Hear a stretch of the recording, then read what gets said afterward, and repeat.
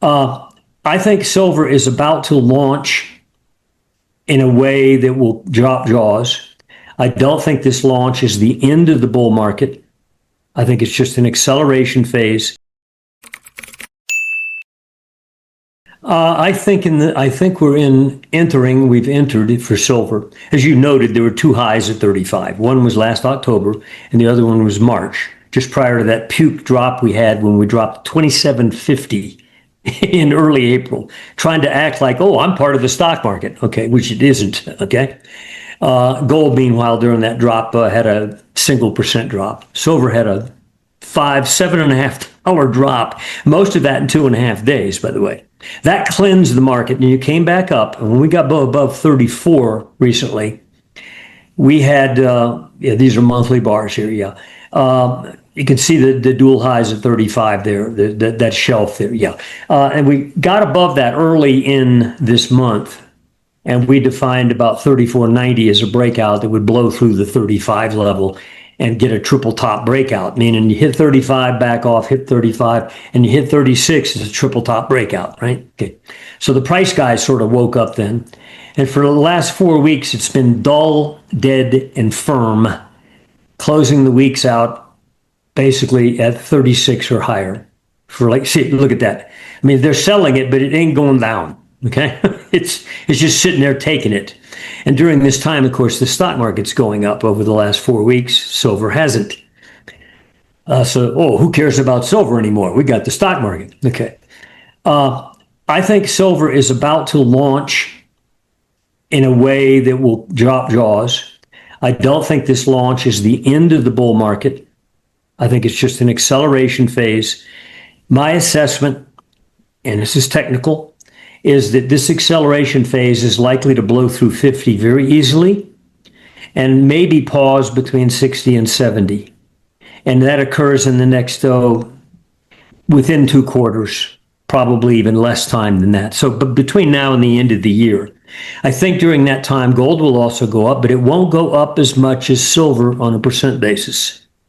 I think I sent you a chart in that regard. Yeah, I've got it here. It says a lot. This chart really does. Let's get this chart up. This one. It's not sophisticated. It's not momentum. All it is every single year, those graph bars show what is the highest reading of silver. Divide an ounce into an ounce of gold. Express it as a percent. And you can see there's a red line going through 21 of those 50 some odd years where it's at least 2% silver price divided into gold.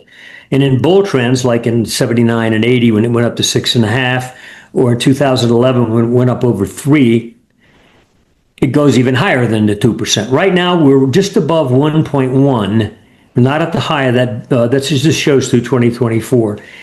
But we're moving up toward the upper end of those last 3 graph bars you see there, which are in the low 1% level. Okay, we analyze this on a closer up basis, and we argue that when you close a month out above 1.1%, right now we're toying with that number right now. Divide silver into gold, express it as a percent. Okay, we're using right now July silver there in this month. We'll rotate to SEP next month, and August gold. Okay.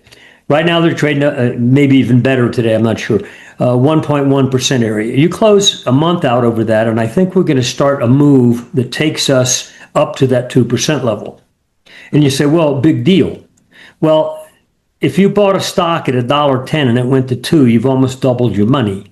And what this chart tells you is if we go back to a normal 2% level, it's not even, it's not rare at all. Yeah, gold go up another $1,000 and silver be 60, 70, and if gold goes higher, which I think it will ultimately. But right now, my focus in my own portfolio, and we reveal this at the end of all our reports, we show what we own, is emphasis in silver and silver miners. I think that's the better place to be in the monetary metals category. It has not been the best place to be for the last couple of years because silver has, while it's gone up in price, it has underperformed on a percent basis the gains gold has produced. I think that's going to switch very quickly. Well, we look at XAU for history because it goes back to the XAU, yeah. 1980s, and it's silver and gold miners. And then we look at GDX, which is the popular gold mining ETF, which also contains about a half dozen big silver miners. We think that relationship, which has also been underperforming gold over the last, since mid 2020, basically, or 2021, the miners have gone up nicely, but they've not gone up as much on a percent basis as gold has. That spread is starting to break out, meaning if you looked only at the month to month closing relationship of GDX price to gold price, you would see a structure, a trend structure, and it's breaking through that. It tells me that coincident with the silver shifting to outperform, you're going to have the miners shift to outperform. So yeah, gold is the mama, but it's not going to lead from this point forward. I think silver and the miners will now lead. The one. Yeah, that's I've sent that chart out many times. Yeah. Look back in the 1980s there. You'll see that it lived in a range with lows at 17.5% and highs up in the mid 30s%. In other words, you divide XAU price into an ounce of gold, and it was 17.5 to 35% range. Lived there for 2 decades. It was normal, in other words. But when the bear market started, well, in 2008 for this spread, but especially once the bear started in 2011 and 12, in net price, I'm talking, the spread collapsed. Okay, now, I mean, they're not going to go to zero. Okay, miners aren't going to go to zero in relation to gold. They went down to like 3% something in a spike, and that occurred coincident with when gold and the miners themselves made their little price lows. Yeah, that's when I started this channel, actually. Oh, really? End of 2015. So anyway. We turned annual momentum long-term bullish on gold in February of 2016. So 2 months off that low, that spread low. The spread started to turn up.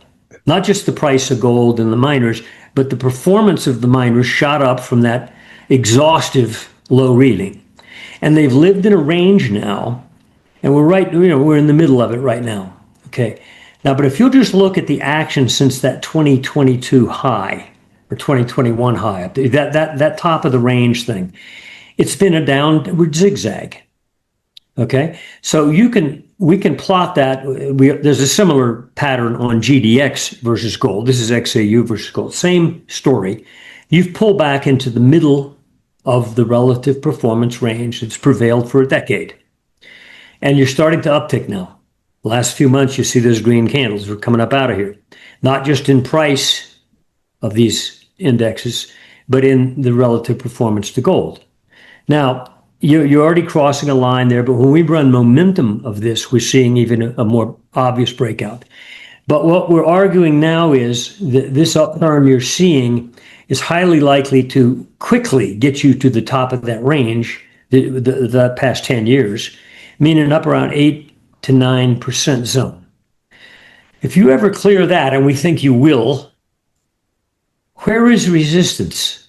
Well, take it up to the 17. Yeah, there you go. 17 and a half. Look how pivotal that is. I know. And this, I mean, this is also here.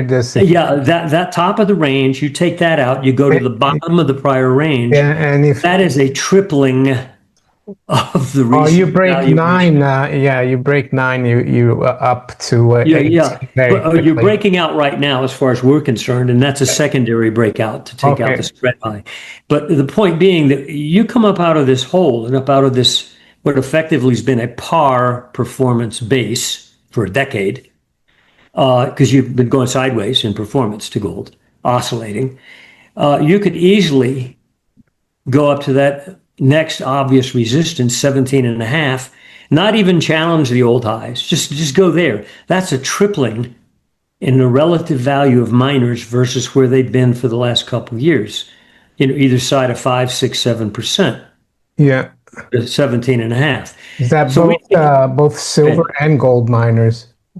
Yes, yeah. And my emphasis is silver miners for the same reasons I explained. The gold miners are going to be gold, but the silver miners, I think, are going to come slingshotting out of here on the coattails of silver in a way that causes jaws to drop.